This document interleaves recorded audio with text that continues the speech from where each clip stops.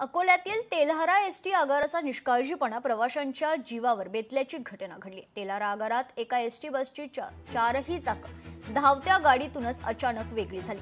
मात्र चालक, कुटाळे आणि वाहक खुमकर यांच्या सतर्कतेमुळे 70 प्रवाशांचा जीव वाचला। या घटनेमुळे परिवहन व्यवस्थेतील गंभीर बेफिक्रीपणा समोर आला असून प्रवाशांच्या सुरक्षेकडे दुर्लक्ष का असा सवाल आता प्रवाशांकडून उपस्थित केला गेलेला आहे।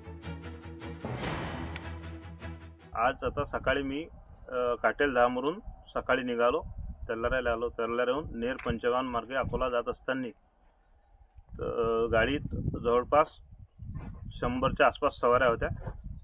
गाडी धीरे धीरे अकोल्याकडे जात होती आणि नानखेडच्या बाहेर निघालो। थोडंसं अंतरावर आल्यानंतर गाडी एकदम स्लो चालू होती। गाडीला कोणाला काही लागलं नाही, पलटी झाली नाही, कोणाची काही जीवितहानी झाली नाही।